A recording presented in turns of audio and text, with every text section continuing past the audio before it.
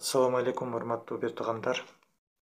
Алла таалама чексиз шүгүрлөрдү айталы. Ушундай күндөрдү берип атканына, сиз менен бизди ушундай интернет аркылуу байланыштырып атканына Алла таалама чексиз шүгүрлөрдү айталы. Пайгамбарыбыз саллаллаху алейхи вассаламга салат саламдарды айталы, туугандар. Мактоо бир гана Аллага жарашат да. Эч бир адамга, эч бир жандыкка, эч бир макулукка, эч бир жер шаарга мактоо жарашкан эмес да. Мактоону бир гана Алла таала өзү гана көтөрө алат экен да. Жана Алла гана өзү гана мактоого татыктуу болот экен да, туугандар.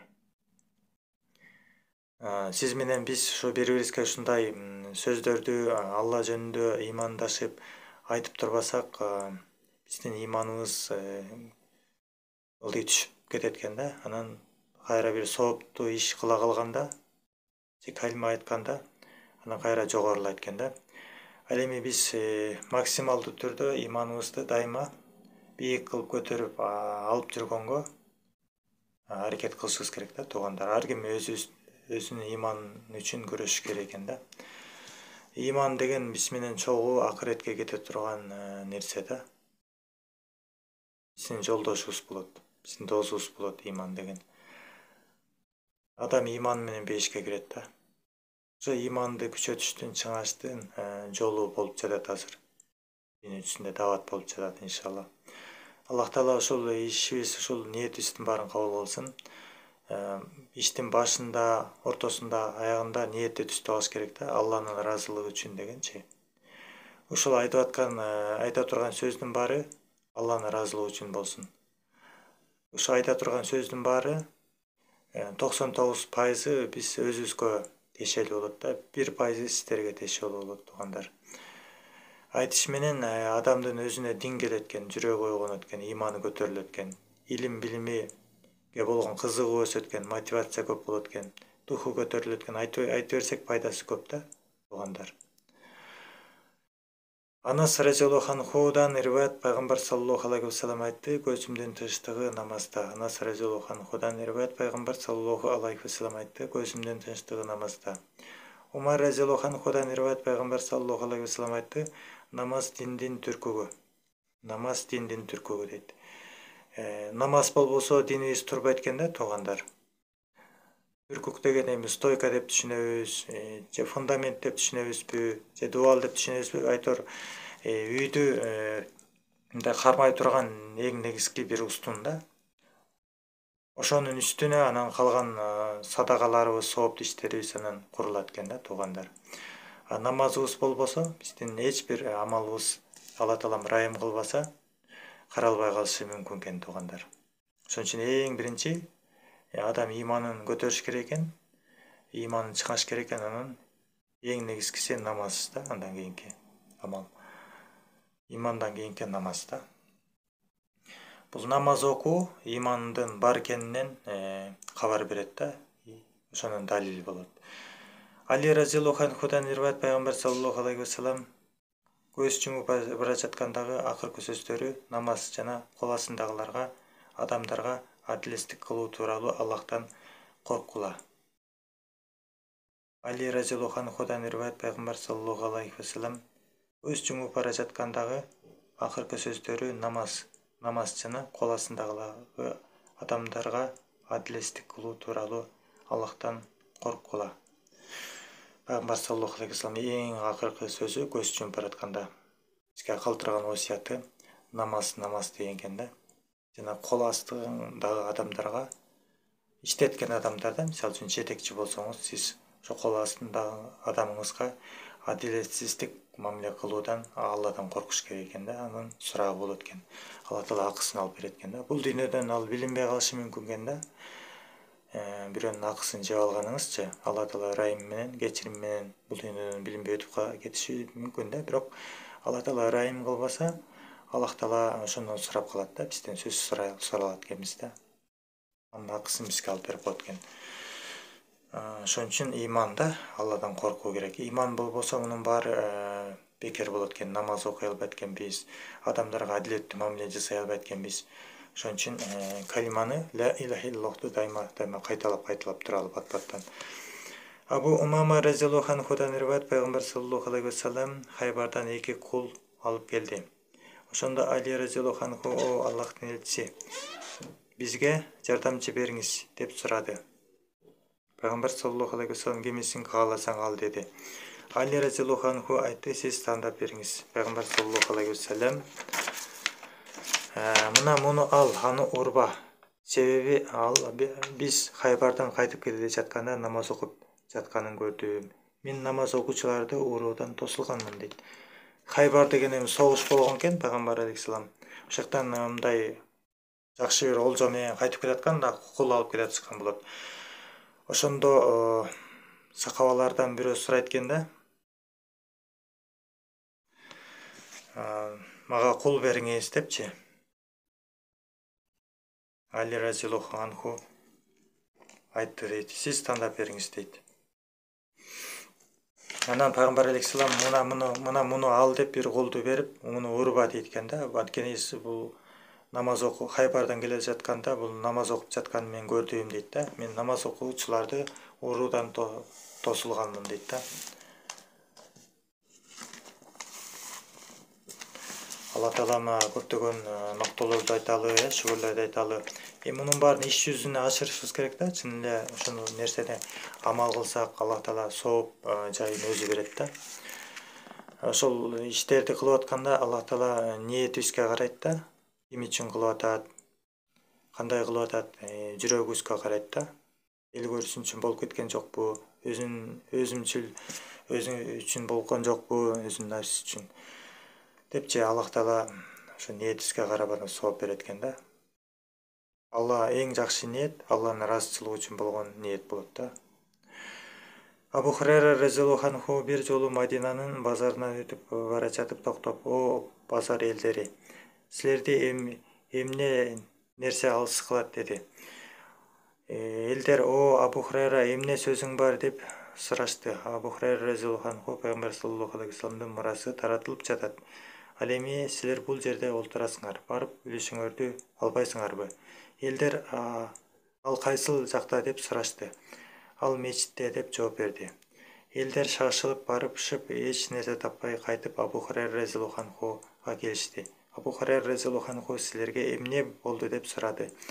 Алар: "Мечитке бардык, бирок бир нерсенин да таратылып жатканын көрбөдүк" дешти. Абу Хурайра разияллаху анху: "Мечитте эч кимди көрбөдүңөрбү" деп сурады. Алар ооба бир топ киши намаз окуп жатканын, бир тобу Куран окуп жатканын жана бир тобу адал арам эмне экенин жөнүндө сүйлөшүп олтурганын көрдүк деп жооп беришти. Абу Хурайра разияллаху анху: "Силерге өкүнүч болсун, пайгамбар саллаллаху алейхи вассаламдын мурасы ушул да" деп айтты. Абу Хурайра разияллаху анхуга Алла ыраазы болсун, ошо Мадинанын базарынын астынан өтүп баратып, ошо базар элдерине кайрылат экен да: "О базар элдери, силерди эмне нерсе алыс кылат" дейт экен да. Ошондой базардын элдери айтат экен: "О Абу Хурайра, эмне сөзүң бар" дейт да, разияллаху анху. "Айта турган болсоң айтчы" дейт экен да. Айтат экен: "Мечитте пайгамбар саллаллаху алейхи вассаламдын мурасы таратылып жатат, барып албайсыңар" дейт экен. Элдер бүт эле базарды тыштап эле жөнөшөт экен. Барса эч бир мындай байлык же буюм берип атканын деле эч ким жок экен. Болгону адамдар, көп адамдар, бир топ адамдар намаз окуп атканын туруп алышып, бир топ адамдар Куран окуп жатышкандарын, бир топ адамдар адал арам эмне мындай талкуулашып сүйлөшүп жатканын жөнүндө көрөт экен да, ошондой сөздөрдү угуп. Анан кайра кетип калышат экен. Негизи чындыгында ошол экен да, пайгамбар алейхисаламдын бизге калтырган мурасычы, бизге көргөзүп кеткен экен да. Мечиттен Куран окуган, барып илим алган абдан сооптуу болот экен. Ошоктон басып барып алганчы, периштелердин дубасы бар экен мечитте. Алла Таалама чексиз мактоолорду айталы, шүгүрлөр айталы туугандар. Мына жакында орозо келе жатат. 2023-жылдын ошол март айынын 23-үндө деп туш келет деп божомолдоп атабыз. Бирок муфтият дагы так жообун дагы жакындаганда 1-2-3 күн калганда берет да. Şu televideniyadan, KTRK'dan, LTR'den жана башка каналдардан ошого чейин сабыр кылып, ошого чейин ички дүйнөбүздү, сырткы дүйнөбүздү ошол орозого даярдайлы да. Пайгамбар саллаллаху алейхи вассалам айтат атпайбы, эгерде менин үммөтүм дейт да, Рамазан айынын дейт, соопчулугун бир көргөндө дейт, билишкенде дейт да, пайдасын. Алар жыл бою Рамазан айы болуп калышын каалашарлы дейт да. Биз кааламак экенбиз да, бир жыл бою Рамазан болуп калышынчы, эгерде соопту көргөзө турган болсочу.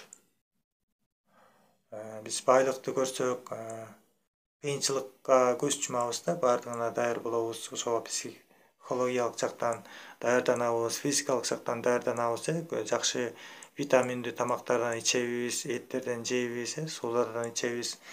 Анан ошого даяр турат экенбиз да, мен ушул акча таап жатканда алыс болуп калбайын депчи. Ал эми бул акча бул дүйнөдө калып кете турган нерсе экен. Ал эми сооп болсо, иншалла, Алла Таала кааласа, биз менен чогуу бара турган нерсе экен да.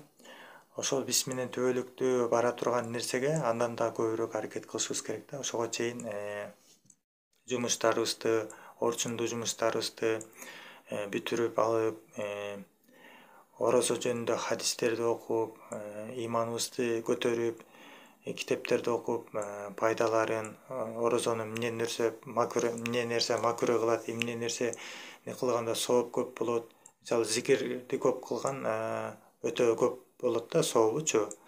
Ошол Рамазан айында дейт да, хадистерде келет. Жөнөкөй бир нафилди аткара турган болсоңор дейт, анда фарздын сообундай соопко ээ болосуңар дейт да.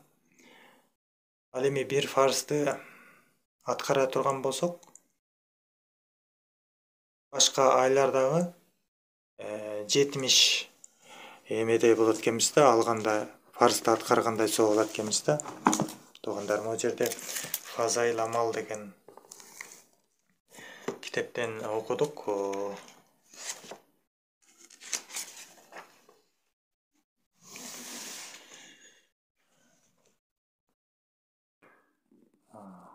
Алла Таалага чексиз шүгүрлөр болсун. Ушул Рамазан айында бир фарзды аткара турган болсок, иншалла, Аллах Таала сиз менен бизге 70 фарзды аткаргандын сообун берет экен да. Ал эми бир нафилди аткара турган болсок, анда бизге фарздын сообу берилет экен да. Бир фарздын даражасы чоң болот да. Ошон үчүн Рамазан айында көбүрөөк нафилди максималдуу түрдө алыбыздын жетишинче аракет кылып аткара беришибиз керек экен да. Биз өзүбүз күн сайын күнүмдүк план кое алышыбыз керек экен да. Эртең мен бир 10 рекет нафил намаз окуйм депчи. Курандан бир 2 барак окуйм. Бир 10 кишиге дават кылам, же болбосо 5 кишиге дават айтам депчи. Ушундай сооптуу иштерди кылыш керек экен да. Адамдар мени урушса, тилдесе, мен ага жылмайып коем. Жамандык кылбайм, жакшылык кылам депчи. Анан дуа кылыш керек экен ошол нерсеге. Эй Алла, бизге бекемдик бер, ушул ишти кылышка мүмкүнчүлүк бер депчи. Биз көп нерселерди пландайбыз, сөз беребиз, бирок баягы кызыгуу менен эле айтып алат экенбиз да анычы. Ага алыбыз жетеби, жетпейби, аны биз билбейт экенбиз да. Аткара албай калышыбыз мүмкүн экен да. Ошон үчүн баягы көп сөздөрдү бере бергенден дагы сак болушубуз керек. Эгер берсек, анда аткарып беришибиз керек да. Болбосо бул жалганга жакын да. Эки жүздүүлүктүн белгиси үчөө деп атпайбы? Бирөөсү өтө көп калп сүйлөйт дейт, экинчиси айткан убадасын аяна чыкпайт дейт, үчүнчүсү аманатка кыянаттык кылат дейт да. Ушундан жаңылат экенбиз, анан өзүбүз көңүлүбүз чөгүп, мен аткара албай калдым деп анан чөгөрүйөт экенбиз да, ичибизде калып калат экен. Кичинеден жасаш керек экен адамчы. Жогорудан өйдө көздөй кетиш керек экен. Төмөндөн жогору карайчы. мен могу ишти кылам, мен бул ишти кылам деп бир күндө бир 10 чакты же бир 5-6 жумушту кое алат экенбиз да. Толтура бир арабаларды, вагондорду сүйрөп алат экенбиз да. Анан ошону ордубуздан сүйрөй албай эле бир жерде тура берет экенбиз да. 1 жыл бою, 2 жыл боючу. Биринчи бирден сүйрөш керек экен, жолду көрүп керек экен барыпчы. Анан Кудай буюрса анан күч кубат алып такша алып баштадым да. Анан экинчи вагонду кошобуз. Анан шүгүр кылыш керек да. Мен ушул ишти мен жасадым. Эгер бүтүрүп калсак өзүбүздү мактайт экенбиз. Өзүбүздү көтөрөт экенбиз, Алланы унутат экенбиз да. Андай болбош керек. Аллага шүгүр деш керек. Аллах Тааланын буйругу болгон үчүн каалоосу болду. Күч кубат берди, мүмкүнчүлүк берди. Мен ушу ишти жасадым. Депчи. Алланын жардамы болду деп ушундай шүгүр кылыш керек да. Аллага шүгүр айтыш керек, рахмат айтыш керек. Анан экинчи жумушту анан башташ керек да. Анан бир жумушту буга чейин эч бир иш жасап көргөн эмеспиз. Анан толтура ишти бир сааттын ичинде же болбосо бир күндүн ичинде баарын бүтүргүбүз келе берет да. Жок, андай болбош керек туугандар. Биринчи такша алыш керек экен да. Ибадаттан дагы, дүйнө ишинен дагы ушундай да. Сиз менен бизге пайгамбар саллаллаху алейхи вассалам бактылуу болуубуз үчүн көп осуяттарды айткан да. Ошолорду эсибизге тутушубуз керек, жатташыбыз керек. Өзүбүз жаттай албай атабызбы? Анда канткенде ойлонуш керек да, мен тезирээк жаттайм, ылдамыраак жаттайм депчи. Мисалы үчүн кээ бир адам үчүн, мен үчүн мисалы үчүн бир хадисти же болбосо бир дуа жаттагым келсе, ошону кагазга жазып туруп, күндө дайыма көп боло турган жерлерге келип коем да. Силерде да ошентип жеңесиздер болот да. Же болбосо башка жолун издеп көрөсүздөр да. Же болбосо телефонго тартып аласыздар. Көп жолдор бар. Ошол жаттаган нерсенин жакшыраак жатташ үчүн анын фазилетин көп окуш керек да, пайдасынчы. Адам пайдага жаралган да, пайдасын укканда, анан ошо мотивация болуп, анан ошо ишти жасаганга мындай кеңири шарт болот экен да. Анан адамдарга айтып бериш керек билген нерсебиздичи. Имандашып туруш керек да адамдар менен. Абу Хурайра разияллаху анхудан риваятта пайгамбар саллаллаху алейхи вассалам айтты дейт да. Кимде дейт да ла илаха иллаллах деп күбөлүк берсе дейт да. Айткан сөзүн жүрөгү менен тастыктаса, ал бейиштин каалаган жагынан кирет дейт да. Муну айтып атканда жүрөктөн тастыктабыш керек экен да, ла илаха иллаллахты айтып аткандачы. Мааниси Алладан башка сыйына турган ылайыктуу зат жок дейт да. Жана Мухаммад Алланын элчиси дейт. Мунун мааниси чубак устаз айтат, мен Аллага гана жалбарам, Алладан гана сурайм деген сөз дейт. Алладан башкадан коркпойм деген сөз дейт. Алладан башкага көз каранды болбойм деген сөз дейт. Алладан башкага таянбайм деген мааники келип чыгат экен да. Ушул нерселерге амал кылышыбыз керек экен. Эгерде бизге бир нерсе керек болуп калды да, мисалы азыр жаз келди, агорот тосуш керек болот. Эң биринчи 2 рекат нафил намаз окуш керек. Алладан жардам сураш керек. Анан бисмилла деп туруп, анан чыга бериш керек да. Алланын сөзсүз жардамы болот да. Эгер берилбей калса, мындай байкалбай калды да, анда дагы дуам кабыл болбой калды деген күмөндөн алысыраак болуш керек. Аллах Таала кабыл кылды деп күмөн кылыш керек, ниет кылыш керек. Чындыгында ошондой болду да. Аллах Таала бул дүйнөдөн бербесе, анда ахиретке таштап коет экен. Ахиретте бейишти берет экен. Болбосо бизге бир келаткан кырсык, балия боло турган болсо, ошону кайтарып коет экен. Же күнөөнү кечирип коет экен, ушул сыяктуу нерселерди берет экен да. Ошолордун бирөөсүнө сөзсүз түрдө туш болот экенбиз да. Эгерде кичинекей эле күмөн жок болсо да, эгер кичинекей күмөн болуп калса, ошол суранышыбызга ишенебиз, Алла Таала берерине ишенбесек, анда Алла Таала бербейт экен да. Себеби күмөн болсочу, күмөн бул күнөө болот экен да. Ошол дубада ошондой кемчиликтерди кетирбешибиз керек да, туугандар. Ошол иманды, ишенимди көтөрүш үчүн ушу кайра эле ошол ла илаха иллаллахту көбүрөөк айтыш керек. Эртең менен жумуш жасап атканда, күндүз, кечинде, баардык учурда Жакшы эле жерде жүрсөк, жаман жерде эмес. Анда бул калиманы көп айтыш керек да. Жаман жер биз жанагы ажатыбызды бүтүрө турган ажаткана, мончо ушулардан айтууга болбойт да. Ал жерден айтканда кайра сиз бизге күнөөлөр жазылып баштайт.